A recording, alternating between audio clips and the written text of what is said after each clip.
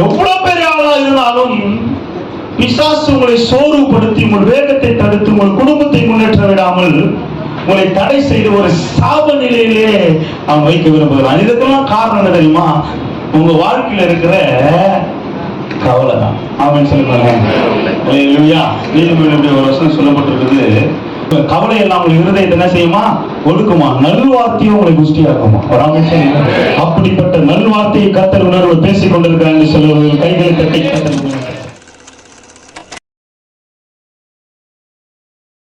வார்த்தைக்கு நேராக நாம் பதில் சொல்லுவோமாக. எத்தனை பேர் ஆண்டுடைய வார்த்தை கேட்க ஆயத்தமா இருக்கீங்க? வார்த்தையே உங்களை வாழ வைக்கும். வார்த்தையே உங்களை ஆசீர்வதிக்க கூடியதாக இருக்கிறது. அநேக காரியங்கள் மனதில் தோன்றிக் கொண்டிருந்தாலும்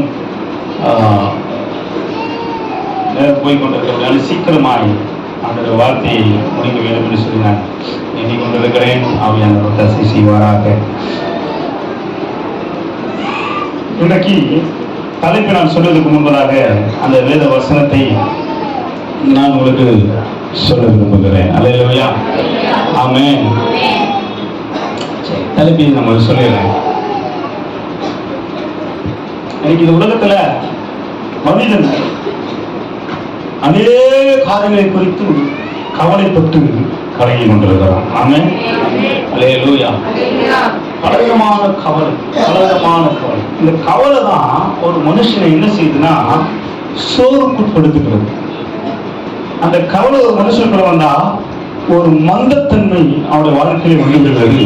அதாவது அந்த கவலை மனசுக்குள்ள வரும்போது என்ன நடக்கும் அப்படின்னா, அவனுடைய வாழ்க்கையில முன்னேற வேண்டும் என்கிற அவனுக்குள்ள இருக்கிற தீ, அவனுக்குள்ள இருக்கிற அந்த வேகம் சற்று குறைந்து குறைந்து குறைந்து அவனை ஒன்றுமில்லாமல் இருக்கிற நிலையே, தேக்க நிலையிலேயே அவனை நிறுத்தி விடுகிறது என்பது மறுக்க முடியாத உண்மையாக இருக்கிறது. ஆமென், ஆமாவா? ஒரு மனுஷனுக்குள்ள இருக்கிற கவலை என்ன செய்யணும்? அவன் ஒரு வேகமா போயிட்டு இருப்பான், ஒரு வளர்ச்சியை நோக்கி போயிருப்பான், ஒரு காரியத்தை ஒரு உத்வேகத்தோடு அதை செய்து முடிக்க வேண்டும் என்று சொல்லி உற்சாகத்தோடு ஓடிக்கொண்ட வாழ்க்கையில திடீரென்று ஏற்படுகிற சில நிகழ்ச்சிகள் அவனை கவலைக்குள்ளே உட்படுத்தும் போது அந்த வேகம் குறைஞ்சிடும் பாருங்க. அடுத்த வாரத்தை செய்து முடிக்கிறத 5 வருஷம் ஆனாலும் செய்ய முடியாது. அந்த கவலை அவனுக்குள்ள சோர்வை தந்து அவன் வாழ்க்கையிலே அவனுடைய வேகத்தை குறைத்து முன்னேறக்கூடாதபடி தடை செய்கிறதா இருக்கிறது. ஆமென், அல்லேலூயா. பிசாசு கையாளுகிற ஆயுதங்களிலே ஒரு பெரிய ஆயுதம் எது தெரியுமா? சோர்வு. பக்கத்துல சொல்லுங்க, பிசாசுடைய ஆயுதம் உங்க சோர்வு போகிறது தான். அதனால சோர்வு போகாத. ஆமென், அல்லேலூயா. சோர்வு போகாமல் இருக்கணும்னா பாருங்க என்ன செய்யணும் அப்படின்னா, எல்லாருக்கும் வாக்கிங் காதை கேட்கக்கூடாது. பக்கத்துல சொல்லுங்க, கண்டுக்காத சொல்றது இல்லைங்க. அவங்களுக்கு ஏதோ சொல்றோம் பாருங்க, இங்கிருந்து ஒரு நெகட்டிவ் தாட்ஸ் வந்து பாருங்க, அங்கிருந்து ஒரு காரியம் வந்தது பாருங்க. இதெல்லாம் காதல கேட்டு கேட்டு கேட்டுதான் நம்ம என்ன பண்ணிருக்கோம்னா சோர்வு போயிடும். சோர்வு வாழ்க்கையில வருதுன்னா பாருங்க, அதுதான் பிசாசு மிக தந்திரம். அந்த ஆயுதம், தந்திரமான ஆயுதம் சோர்வு என்கிற ஆயுதத்தை பிசாசுங்களுக்கு விரோதமாய் பயன்படுத்துகிறான். அதுல யோனா என்கிற தீர்க்கதரிசியும் விதிவிலக்கல்ல, எலியா என்கிற தீர்க்கதரிசியும் விதிவிலக்கல்ல. வானத்துல அக்கே இறக்கிறவன் சூப்பர் நேச்சுரல் மிராக்கள் எல்லாம் பண்ணுனாங்க. ஆனா அவனுக்குள்ள என்ன வந்துருச்சு? சோறு வந்துச்சு. அதுவும் பாருங்க, வேற எங்கதான் வந்து பாருங்க, ஒரு பெண் நிமித்தமாக அவன் சோறுடைய அந்த ஸ்திரீ நிமித்தமாக. அல்லேலூயா. சோ கவனிக்கணும், நீங்க எவ்வளவு பெரிய ஆளா இருந்தாலும் பிசாசு உங்களை சோர்வுபடுத்தி உங்கள் வேகத்தை தடுத்து உங்கள் குடும்பத்தை முன்னேற்ற விடாமல் உங்களை தடை செய்து ஒரு சாப நிலையிலே அவன் வைக்க விரும்புகிறான். இதுக்கெல்லாம் காரணம் என்ன தெரியுமா? உங்க வாழ்க்கையில இருக்கிற கவலை தான். ஆமென், சொல்லுங்க. அல்லேலூயா. நீதிமன்ற ஒரு வசனம் சொல்லப்பட்டிருக்குது, மனுஷனுடைய வார்த்தைகள்லாம் உங்களை ஒடுக்குமா. ஆமென், சொல்லுங்க பார்க்கலாம். கவலை எல்லாம் உங்கள் இருதயத்தை என்ன செய்யுமா? ஒடுக்குமா. நல்வார்த்தையும் உங்களை புஷ்டியாக்குமா. ஒரு ஆமென் சொல்லுங்க. அப்படிப்பட்ட நல்வார்த்தையை கர்த்தர் உணர்வு பேசிக் கொண்டிருக்கிறாங்க சொல்லுவது. கைகளை தட்டி கர்த்தர்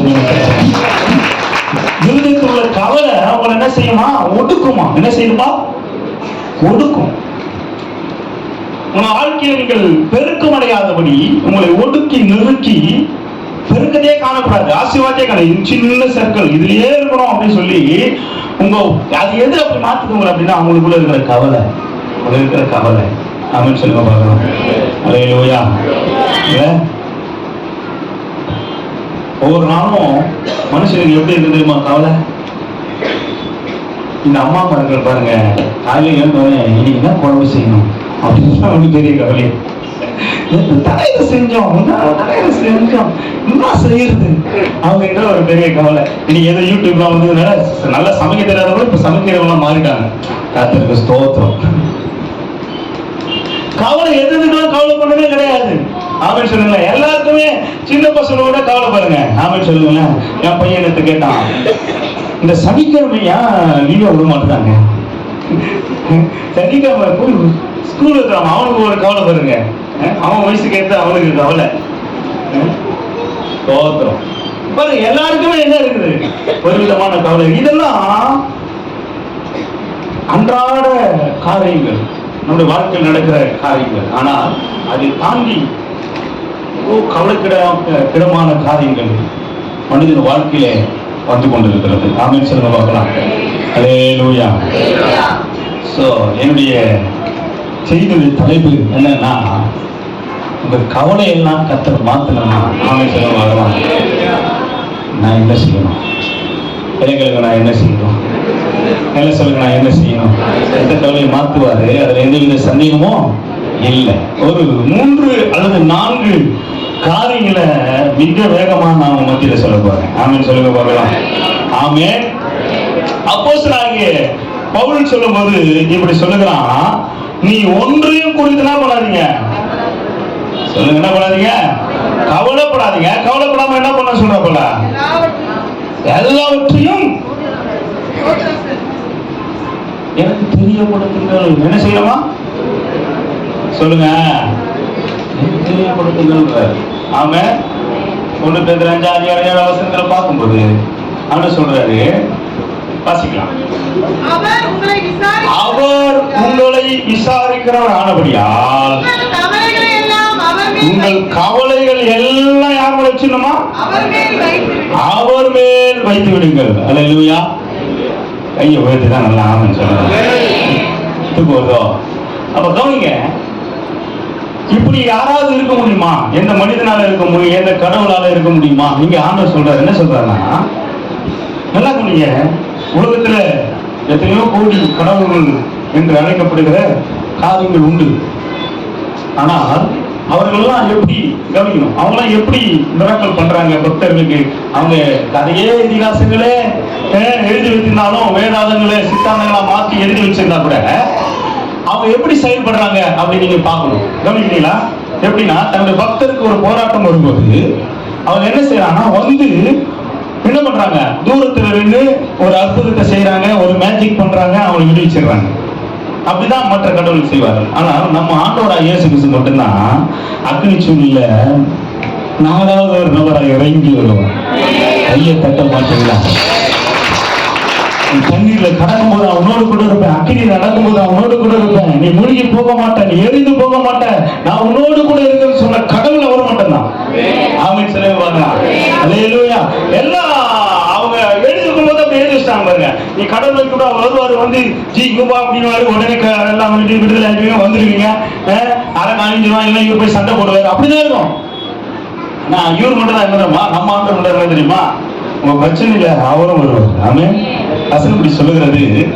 அல்லேலூயா.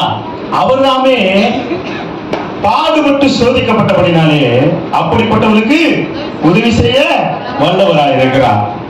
எபிரேயர் 2ஆம் அதிகாரம் 18வது வசனத்தை வாசிக்கலாம். எபிரேயர் 2:18. சீக்கிரமாக நம்ம செடிக்குள்ள போல சொல்லிக் கொண்டிருக்கிறோம். ஆதலால் சோதிக்கப்பட்டு பாடுபட்டபடினாலே கைகளை தட்டி கர்த்தருக்கு மகிமை செலுத்தலாமா? அவர் சோதிக்கப்படுவதற்கு உதவி செய்ய வல்லவராக இருக்கிறார்.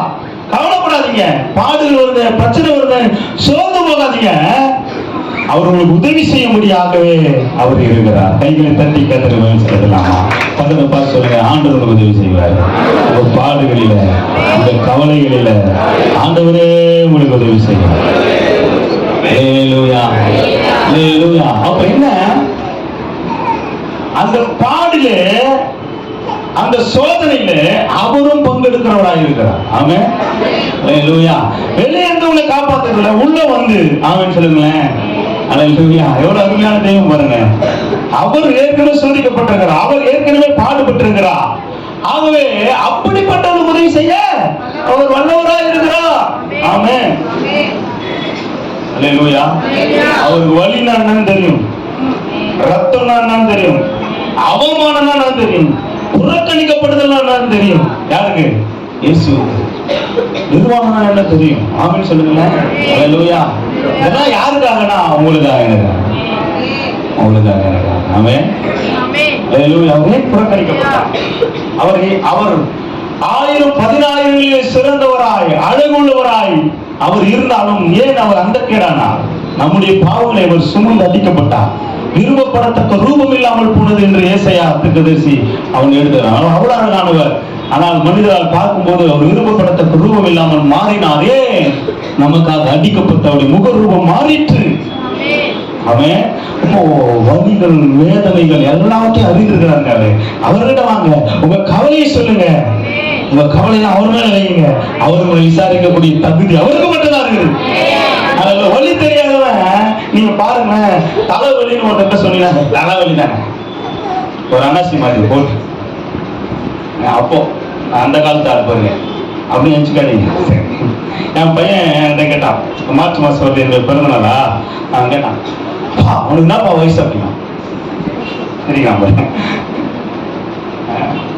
ஸ்தோத்திரம். அல்லேலூயா. அவன் எக்ஸ்ட்ரா ஒரு 10 வயசு சேர்த்து சொல்றான். நான் சொன்னேன், எனக்கு 14 வயசு ஆகுது அப்படின்னு. நான் சொல்றேன், ஆமா எனக்கு 10 வயசு ஆகுது, என்னோட 4 வயசு தான் பாருங்கண்ணா. சொன்னீங்களா என் வயசு அப்படி திருப்பி போடுங்க. ஆமென். அல்லேலூயா. அதுவே வயசு ஒரு பிரச்சனை கிடையாது. ஆமென். கர்த்தருக்கு மகிமை உண்டாகட்டும். கவலை எதுக்காம வருது இன்னைக்கு தெரியல. இயேசு உங்க கவலை போகுது. ஏன்னா கவனிங்க, அவர் அவர் எல்லா பிரச்சனையும் எல்லாம் உங்க வாழ்க்கையை சந்தித்துக் கொண்டிருக்க எல்லா பகுதியிலும் அவர் அனுபவித்தவர். ஆகவே அவர் உங்களுக்கு உதவி செய்வார். அவர் தான் விசாரிக்க முடியும், அவர் தான் உங்களுக்கு விசாரிக்க முடியும். தலைவலிக்காரனா போயிட்டு தலைவலின்னு சொன்னா உங்களுக்கு தலைவலி இல்லைன்னு தலைவலி போய் அப்படின்வான் அப்படின்னு சொல்லுவாங்க. ஆனா அதே தலைவலி உள்ளவங்க தான் அதை ஃபீல் பண்ண முடியும். அப்படியா அப்படி கேட்பாங்க. கொஞ்சம் உங்க பேச்சு நம்ம தொழில ஒரு இறக்கம், அப்படியா அப்படி சொல்லுவாங்க. ஏன் அப்படின்னா அவங்க அந்த வழி அனுபவிச்சிருக்கிறாங்க. அதுபோல நான் சொல்றேன், இயேசு கைவிடப்பட்டா, இயேசு துப்பப்பட்டா, காரி உமிழ்ந்தார்கள், இயேசு புறக்கணிக்கப்பட்டார். தன்னுடைய ஜனங்களை 20 ஜனங்களை புறக்கணித்தார்கள். எல்லாமே அவர் அனுபவித்திருக்கிறாங்க. அதனாலதான் அவர் சொல்றாரு, உன் கவலை என் மேல, நான் உன்னை விசாரிக்கிறேன், நான் உன்னை விசாரிக்கிறேன். அவன் அதை ஃபீல் பண்ணாதவங்களுக்கு நீ எவ்வளவுதான் சொன்னாலும் கல்வி மாதிரி தான் இருப்பான். அது உணர்வு சொல்லும் போதுதான் அவன் விசாரிப்பான், உனக்கு ஆறுதல் சொல்லுவான். ஆமென் சொல்லுங்களேன். அப்படியானால் ஆண்டவராக இயேசு கிறிஸ்து சிலுவையில் உனக்காக யாவும் செய்து முடிவுகிறதா, அவர் உங்களை விசாரிக்கிறார். உங்கள் கவலை எல்லாம் அவர் மீது வைத்து விடுவார். அல்லேலூயா. பிலிப்பியர் 4:6 வாசிக்கலாம். முதல்ல சொன்ன வசனம் சீக்கிரம் வாசிக்கலாம். நீங்கள் ஒன்றுக்கும் எல்லாவற்றையும் குறித்து உங்கள் விண்ணப்பங்களை தோற்றத்தோடு கூடி ஜெபத்தினாலும் வேண்டுதலினாலும் தேவனுக்கு தெரியப்படுது. ஓகே, நான் டைரக்டா சொல்லி போறேன். யாரோட கவலை எல்லாம் மாத்திரம் நேரம் நமக்கு கொஞ்சம் நேரம் ஆயிடுச்சு. சோ டைரக்டா இப்ப நம்முடைய கவலை போக்கணும். நம்ம என்ன பண்ணணும் அப்படின்னா, ஃபர்ஸ்ட் ப்ரிஃபரன்ஸ் பிரேயர். என்ன சொல்லுங்க? பிரேயர். அவன் முதல்ல என்ன பண்ண சொல்றாருன்னா, பாருங்க நான் சொல்ல போற நிறைய குறிப்புகள் இருக்குது. இதுல 3 காரியங்கள் அல்லது 4 காரியங்கள் பார்த்தீங்கன்னா, ஒண்ணுக்குள்ள ஒண்ணு மறுரூபமாகி இன்னொன்னு, அது மறுரூபமாகி இன்னொன்னு, அப்படி வரும். எதுவும் வேற கிடையாது. நம்ம எல்லாம் ஒரே பார்வையில் பார்த்துட்டு இது பெரிய பிரச்சனை. இன்னைக்கு நீங்க கற்றுக்கொள்ள போறீங்க. ரொம்ப பழைய காரியங்கள் தான், ஆனா அதை இப்படி நீங்க ஆர்டரா கவனிக்கணும். பிரேயர். ஆமென் சொல்லுங்களேன். ஜெபம். அவர் என்ன சொல்றாரு? ஒன்றுதான் கவலைப்படாம நீ என்ன பண்ணு, நீ என்ன பண்ண வசனத்தை படிக்க, நீ என்ன பண்ணு, எல்லாவற்றையும் குறித்து. ஆமென். 1 2 இல்ல, உனக்கு என்னெல்லாம் பிரச்சனை எல்லாவற்றையும் நீ என்ன எப்படி எனக்கு தெரியப்படுத்துறாரு? விண்ணப்பத்தை எப்படி தெரியப்படுது? ஸ்தோத்திரத்தோடு கூடிய ஜபத்தினாலும் வேண்டுதனாலும் எனக்கு தெரியப்படுத்தும். உங்க கவலை எல்லாம் மாறணும்னா முதல்ல நீங்க செய்ய வேண்டியது ஜபம். கைகளை உயர்த்தி ஒரு ஆமென் சொல்லுங்க பார்க்கலாம். ஹல்லேலூயா. அந்த காலத்துலலாம் சொல்லுவாங்க, ஜபம் இல்லாத வீடு என்ன இல்லாத வீடு, கூரை இல்லாத வீடு அப்படின்லாம் ஒரு காலத்துல சொல்லிட்டு இருந்தாங்க. ஆமென் சொல்லுங்க பார்க்கலாம். ஹல்லேலூயா. இன்னைக்கு எந்த வீட்லயும் கூரை இல்லை. நான் என்ன சொல்றேன்னு உங்களுக்கு புரியுதா? ஜபம் இல்லை பாருங்க, ஜபம் இல்லை பாருங்க. குடும்ப ஜபம் இருக்கும், பர்சனல் பிரேயர் இருக்கும். ஜபம் பண்ணலன்னா அந்த கருப்பாப்பி கூட குடிக்கிறது கிடையாது, கொடுக்க மாட்டாங்க. அந்த நாட்கள்லாம் அப்படி இருந்தது பாருங்க. ஆமென் சொல்லுங்க பார்க்கலாம். ஹல்லேலூயா. ஹல்லேலூயா. அப்படியே ஒழுங்கா ஜபம் பண்ணாதவங்க கூட நல்லா கவனிக்கணும். நான் சொல்றது எவ்வளவு உண்மை பாருங்க. அப்படியே ஒழுங்கா ஜபம் பண்ணாதவங்க கூட இந்த சாப்பிட்ற டைம் இருக்கு பார்த்தீங்களா, வேலைக்கு போனாலும் ஸ்கூலுக்கு போனாலும் அந்த டிஃபன் பாக்ஸை திறந்து வச்சு ஆத்திரம் சொத்திரம் ஆமே அது பெருசாக பேர் பண்ண மாட்டாங்க. முன்னாடி கறி பண்ணும்போது எங்க ஜபம் வருது இல்ல, எப்படா அது ஒரு காயிலேருந்து வேலை செஞ்சு வர, காயிலேருந்து இப்பதான் சாப்பிட போறோம் டக்குனு வருது. ஆனா அந்த ஒரு ஜபத்தை மட்டும் நம்ம மறக்க மாட்டோம். ஒரு காலத்துல நான் சொல்றது அந்த ஒரு ஜபம் ஒழுங்கா ஜபம் பண்றது எதுவும் பண்றது இல்லை. ஆனா டிஃபன் பாக்ஸ் சாப்பிடும் போது மட்டும் ஒரு ஜபம் பண்ணிடுவோம். அந்த காலம் அதெல்லாம் இப்ப அது இருக்குதா? இப்ப இருக்கிறாரு உங்க வாழ்க்கை அப்படி சொல்லு, நீங்க எத்தனை சொல்லுங்க. ஜபமே இல்லை, ஜபமே இல்லை. ஜபம் இல்லாத உங்க வாழ்க்கையில கவலை இருக்கும். ஹல்லேலூயா. ஜபம் இருந்தா கவலை இருக்காது. எத்தனை பேர் ஆமென் சொல்றீங்க? பக்கத்துல பார்த்து சொல்லுங்க, ஜபம் இல்லாத உங்க வாழ்க்கையில கவலை இருக்கும். ஜபம் இருக்கிற உங்க வாழ்க்கையில கவலை இருக்காது. ஹல்லேலூயா. நல்லா குழம்புது அப்படின்ற மாதிரி இருக்குன்னு நினைக்கிறேன் உங்களுக்கு. அதான் வார்த்தை நல்லா கவனிக்கணும். ஆமென் சொல்லுங்களேன். ஹல்லேலூயா. அப்ப முதல் காரியம், உங்க கவலைகள் உங்கள் இருதயத்தை விட்டு நீங்க வேண்டுமானால், உங்க வாழ்க்கை விட்டு நீங்க வேண்டுமானால், நீங்கள் ஜெபிக்கிறவர்களாக இருக்க வேண்டும். ஜபத்திலே அவருக்கு தெரியப்படுத்துறவர்களாக இருக்க வேண்டும். ஹல்லேலூயா. நான் இப்ப வேற எங்கேயே வசனத்துக்கு போகாம அந்த 3 குறிப்பு இதே வசனத்தை நான் அடக்க முடியும். சரி, ஒருவேளை நான் அது இதே வசனத்தில் உங்களுக்கு சொல்லி காண்பிக்க விரும்புகிறேன். முதல் காரியம் என்னது? ஜபம். உங்க கவலையை போக்கணும்னா பண்ணுவீங்க, ஜபம் பண்ணணும். ஹல்லேலூயா. எத்தனை பேர் ஆமென் சொல்றீங்க? ஹல்லேலூயா. மத்தேயு 6:38 வாசி. மத்தேயு 6:38 வாசி சீக்கிரமா. மனப்பாடமான வசனம் 33. 6:33 வாசி. முதலாவது தேவனுடைய ராஜ்யத்தையும் அவருடைய நீதியும் தேடுங்கள், அப்பொழுது இவைகளெல்லாம் உங்களுக்கு கொடுக்கப்படும். ஏன் இதை இங்க சொல்றாரு அப்படின்னா, இவைகளெல்லாம் உங்களுக்கு கொடுக்கப்படும். மேல பாத்தீங்கன்னா அங்க இருக்கிற ஜனங்கள், இது மலை பிரசங்க நடந்த காரியம், எல்லாம் கவலையோட தான் இருக்கிறாங்க அப்படின்றத இயேசு புரிஞ்சுக்கிட்டார். பிரதான ஜனங்கள் வராங்க, 5000 பேருக்கு மேல வராங்க, கவலையோடு கூட வராங்கன்றத ஆண்டவர் புரிஞ்சுக்கிட்டாரு. அதனால சொல்றாரு, ஆமென் சொல்லுங்க பார்க்கலாம், நீ கர்த்தரை தேடுப்பா, உன் கவலை எல்லாம் மாறிடும்ன்றாரு. ஹல்லேலூயா. அப்ப பாருங்க, இந்த வசனங்கள் நம்ம எங்கெல்லாம் வாசிக்கிறோம் அப்படின்னு சொன்னா, பிரைஸ் காட் ஜீசஸ். பாருங்க, 25ஆம் வசனத்தில் சொல்லப்பட்டது, எண்ணத்தை உண்போம் எண்ணத்தை கொடுப்போம் என்று உங்கள் ஜீவனுக்காகவும் எண்ணத்தை உடுப்போம் என்று உங்கள் சரீரத்துக்காகவும் கவலைப்படாதீர்கள் அப்படின்னு சொல்றாரு. ஆமென். 27ஆம் வசனத்தை பார்க்கும்போது கவலைப்படுகிறதுனாலே அப்படின்னு சொல்றாரு. ஹல்லேலூயா. 31ஆம் வசனத்தை பார்க்கும்போது அதே சொல்ற, எண்ணத்தை உண்போம் எண்ணத்தை குடிப்போம் எண்ணத்தை உடுப்போம் என்று கவலைப்படாதீர்கள். அப்ப பாருங்க, 34ஆம் வசனம் சொல்றாரு, ஆகையா நாளைக்காக கவலைப்படாதீர்கள், நாளை தினம் தன்னுடையவர்களுக்காக கவலைப்படும், அந்தந்த நாளுக்கு அதினம் பாடு போதும். அப்பதான் நீங்க கவலைப்படாதன்றாரு. ஆமென் சொல்லுங்களேன். அப்போ இங்க என்ன சொல்றாரு? முதலாவது தேவனுடைய ராஜ்யத்தையும் அவருடைய நீதியும் தேடுங்கள், அப்பொழுது இவையெல்லாம் கொடுக்கப்படும். அவங்க என்ன கவலை? எண்ணத்தை சாப்பிடுறது, எண்ணத்தை போடுறது, எங்க போய் குடி இருக்கிறது, எந்த வீடு கூட இல்லையே, இந்த கவலையை தான் நிறைய பேருக்கு. ஆமென் சொல்லுங்க பார்க்கலாம். அந்த காலத்துல அந்த கவலை, இந்த காலத்துல எல்லாம் கவர்ச்சி ஆயிடுச்சு. என்ன கவர்ச்சி ஆயிடுச்சு? அவன் இப்படி செய்யறான், நானும் இப்படி செய்யறேன். ஆமென் சொல்லுங்க பார்க்கலாம். கையை உயர்த்தி நல்லா கவலை.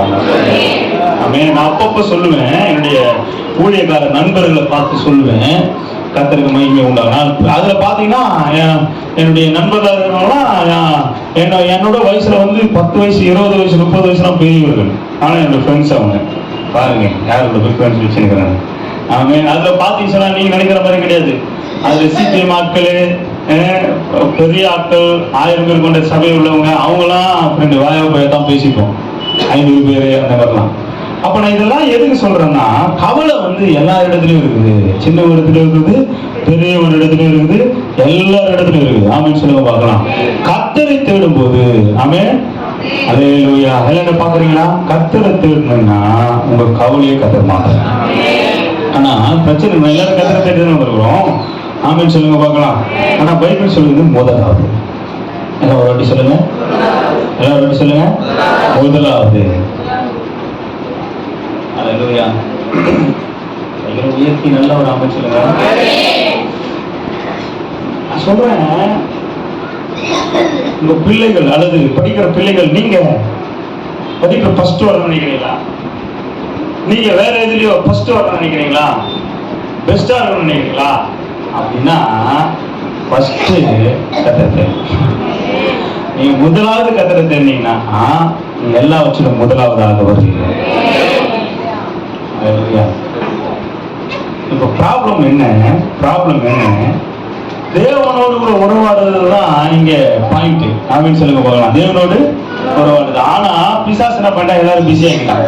இங்க ஒரு வழி இருந்துவார், அங்க ஒரு வழி இருந்துவார், இங்க ஒரு வழி இருந்துவார், ஓடு ஓடு ஓடு ஓடு ஓடு. சரி போகட்டும். சொல்ற முதல் காரியம், உங்கள் தேவைகள் சந்திக்கப்பட வேண்டுமானால் தேவ சமூகத்தில் காத்திருங்கள். உங்களுடைய பிரச்சனையை ஆண்டவருக்கு தெரியும், அந்த தெரியப்படுத்துகின்ற வார்த்தையை நல்லா கவனிக்கணும். ஆமென் சொல்லுங்க பார்க்கலாம். அல்லேலூயா. இது வந்து ஃபர்ஸ்ட், அதாவது என்ன சொல்றதுன்னா, அந்த ஆரம்ப நிலை நம்ம ஜபத்துல தெரியப்படுது. சரிங்களா? ரெண்டாவது நிலை என்னன்னா, நல்லா கவனிங்க, தேங்க்ஸ் கிவிங் பண்ணணும், நன்றி சொல்லணும். எல்லாம் சொல்லுங்க, துதிக்கணும். எல்லாம் சொல்லுங்க, துதிக்கணும். ரெண்டாவது பாயிண்ட், கர்த்தர் உங்க தேவையெல்லாம் சந்திக்கணும்னா நீங்க துதிக்கிறவங்களா மாறணும். செகண்ட் படி இது. ரெண்டாவது படி நான் சொல்றது வந்து இங்க ஒரு படி அங்க ஒரு படி பாயிண்ட் இல்ல, இது வந்து படிகள். நல்லா கவனிக்கணும். இன்னமும் நம்ம எப்படி இருக்கிறோம் அப்படின்னா, ஜெபிக்கிறவங்க தான் இருக்கிறோம். ஐ மீன் தப்பா எடுத்துக்கூடாது. எப்படின்னா நம்ம புலம்புறவங்க தான் இருக்கிறோம். இப்படியேதான் இருக்கும். தப்பு இல்லை, அது ஆரம்பம் இல்லை. அப்படி சொல்லும் போது உங்க கவலை போகிறார். ஆனா இன்னும் அங்கே இருக்கிறதுமா அதான் பிரச்சனை. இப்ப என்ன சொல்றாரு ஆண்டவர்? அங்க இருந்து கொஞ்சம் ஏழ்மை மேல வாண்டார். கைகளை உயர்த்தி ஒரு ஆமென் சொல்லுங்க போகலாம். அல்லேலூயா. அங்க இருந்து என்ன பண்ண, கொஞ்சம் என்ன செய்ய. இப்போ என்ன பண்ணு, எத்தனை வருஷம் விசுவாசி ஆகிட்ட, இன்னும் அழுது புலம்பிட கூடாது. என்ன சொல்றது? நான் சொல்றேன், மளிகை கடைக்காரங்கிட்ட லிஸ்ட் கொடுக்கறத என்ன பண்ணக்கூடாது, கொடுத்துட்டு கூடாது. இப்ப ஆண்டவர் என்ன சொல்றாருன்னா, நீ கொஞ்சம் மேல வந்து எனக்கு துதிக்க ஆரம்பிங்க. உங்க கவலை எல்லாம் போகணும்னா நீங்க ரெண்டாவது செய்ய வேண்டியது, ஆண்டவர் பிரைஸ் பண்ணணும், ஆண்டவர் நன்றி சொல்லி ஆண்டவர் துதிக்க ஆரம்பிக்கணும். நீங்க துதிக்கும் போது உங்க தேவைகள் சந்திக்கப்படும். எத்தனை பேர் ஆமென் சொல்றீங்க? அல்லேலூயா. நம்ம முதல்ல வாசம் தெரியுமா, பிலிப்பியர்ல அந்த வசனத்துல பாருங்க, அது அப்படிதான் இருக்குது. என்ன இருக்குது அப்படின்னா, ஆசிங்க, நீங்கள் ஒன்றுக்கும் கவலைப்படாமல் எல்லாவற்றையும் குறித்து உங்கள் விண்ணப்பங்களை எதோடு கூடிய ஸ்தோத்திரத்தோடு கூடிய, எதோடு கூடிய ஸ்தோத்திரத்தோடு கூடிய ஜபத்துல தெரியப்படுது. ஆமென் சொல்லுங்க பார்க்கலாம். நம்ம கையில ஜபம் பண்றது ஸ்தோத்திரம் இல்லை. ஸ்தோத்திரம் நினைச்சு கூடாது ஸ்தோத்திரம் அப்படின்ட்டு, அப்படி கிடையாது. ஆங்கிலத்தை பிரைஸ் லார்ட், தமிழ் என்ன போட்டுருக்காங்க, ஸ்தோத்திரம் அப்படின்னு போட்டு அதை சொல்றோம். அப்படின்னா என்னன்னா, பிரைஸ் பண்ணணும், துதிக்கணும். ஜபத்துல வந்து நான் அடிக்கடி சொல்றேன், உங்க ஜபம் 1 மணி நேரம் இருக்குன்னா அதுல 3/4 மணி நேரம் இதுவா தான் இருக்கணும், துதிகளா இருக்கணும். அந்த லாஸ்ட் 15 மினிட்ஸ் மட்டும் தான் உங்க ஜபமா இருக்கணும். ஏன்னா நீங்க ஆண்டவரை துதிக்காம ஒரு பிரச்சனை வராது. ஆண்டவரை புகழாம, ஆண்டவரை கேட்காம உங்களுக்கு அவர் ரொம்ப தூரம் இருக்கும். ஆமென் சொல்லுங்க போலாம். ஏசாயா 59:1-2 சொல்லப்பட்டிருக்கிறது, ரட்சிக்கப்படாதபடி அவருடைய கரங்கள் குறுகி போகவில்லை, கேட்கக்கூடாதபடி அவருடைய செவிகள் மந்தமாகவில்லை. ஆனாலும் உங்களை அக்கிரமங்களும் ஒரு பாவங்களும் இடையே என்ன பண்ணுது, பிரிவினை உண்டாக்கி முகத்தை மறைக்குது. ஆமென் சொல்லுங்களேன். அல்லேலூயா. ஸ்தோத்திரம். அப்ப என்ன பண்ணணும்னா, முதல்ல அவரை பிரைஸ் பண்ண ஆரம்பிக்கணும். அல்லேலூயா. துதிக்காரர்கள் நல்லவர் ஆண்டவரே. ஒருவேளை இப்படி சொல்ற பாருங்க, இப்போ இதுல சில விஷயங்கள் சொல்லித்தரேன். இந்த புது வருஷத்துல நீங்க வந்திருக்கிறீங்க, நல்லா பண்ணிக்கணும். உங்களுடைய ஜபங்களை துதிகளா மாற்றி, பக்கத்துல பசங்க ஜபத்தை துதி. முதல்ல ஜபம் பண்ணணும், தேவையை சந்திக்கிறார், அதை கவலையில மாத்துற. ரெண்டாவது இவனால ஜபம் பண்ண தெரியுமா? அந்த ஜபத்தை துதிகளா மாத்திரம் அப்படியே நேர் எதிர்பாராங்க. நிறைய பேர் தெருவில் இருக்கு, ஜபம் ஜபம் ஜபம் ஜபம் ஜபம் அவசியம். இப்போ உங்க ஜபம் துதிகளாய் மாற வேண்டும். அல்லேலூயா. ஜபம் நாவா மாறணும். இப்போ எப்படி அப்படி மாத்துங்க, யாரும் வந்து சொல்லிட்டாங்க. இப்ப நீங்க ஜபம் பண்ணீங்க, அது துதிகளா மாத்தணும். என்ன பண்ணுவீங்க?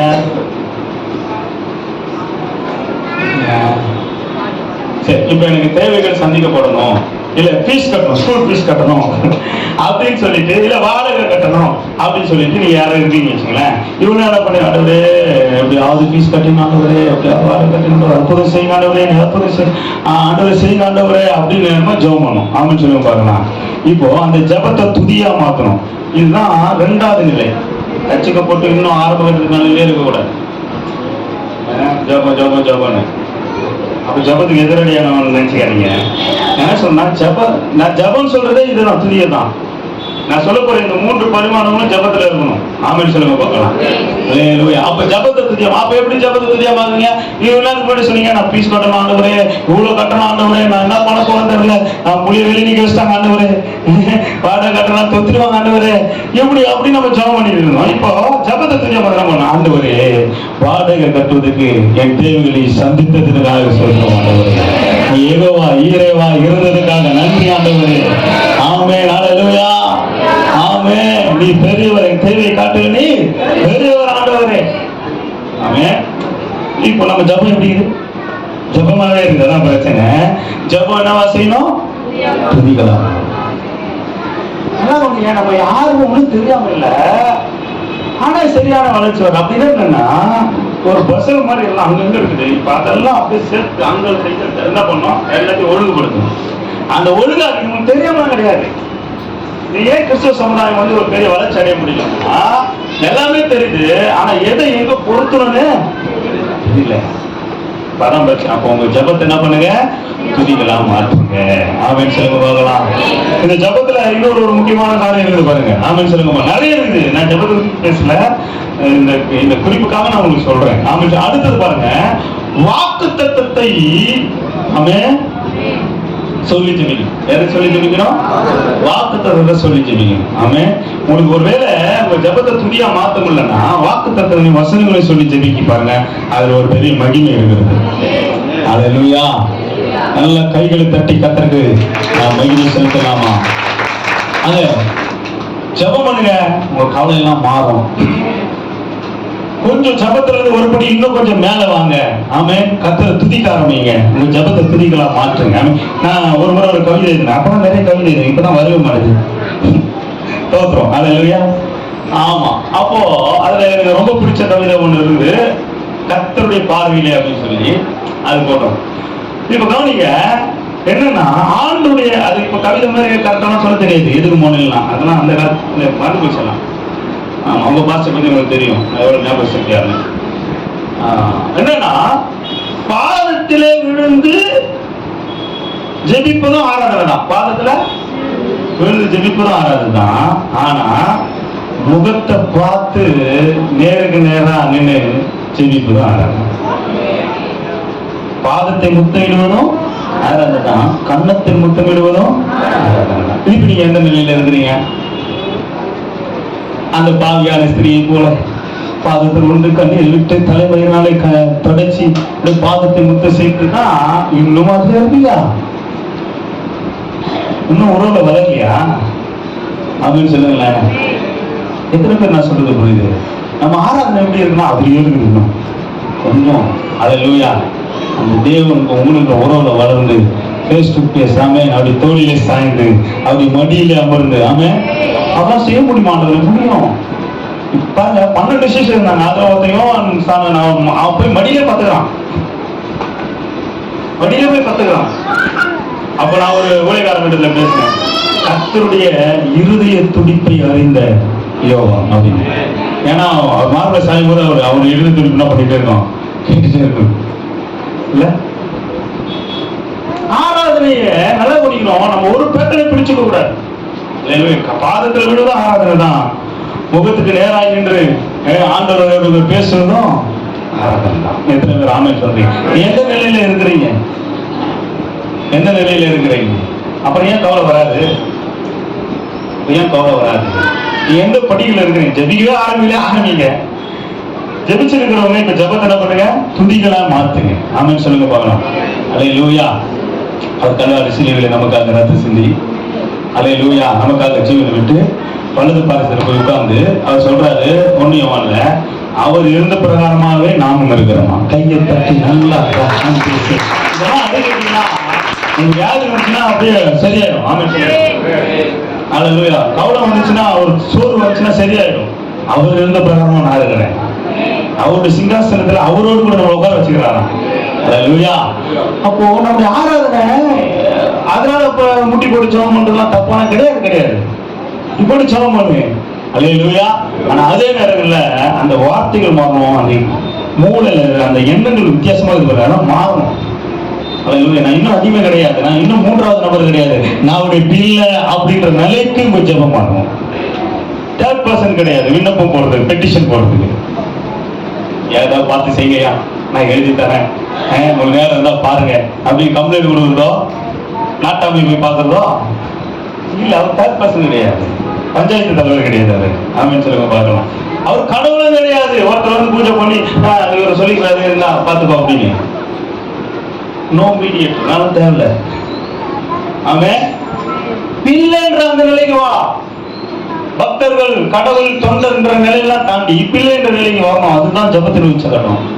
ஜபம் சொல்றோமே அதான். அப்ப என்ன சொல்றோம் அப்படின்னா, முதல்ல ஜபம் பண்ணுங்க, ஒரு கவலை போகும். ஜபம் பண்ணலாம். ஏற்கனவே ஜபம் பண்ணிட்டு இருக்கிறவங்க இப்ப என்ன பண்ணுங்கன்னா, உங்க ஜபத்தை துதிகளா மாற்றுங்க. ஆண்டவர் துதிக்க ஆரம்பிங்க. கைகளை தட்டி கத்திற்கு மகிமை செலுத்தலாம். அல்லேலூயா. உங்க கவலையை மாற்றுகிற அற்புதமான இந்த முதலாவது தேவனுடைய ராஜ்யத்தையும் அவருடைய நீதியையும் தேடுங்கள், அப்பொழுது இவைகள் எல்லாம்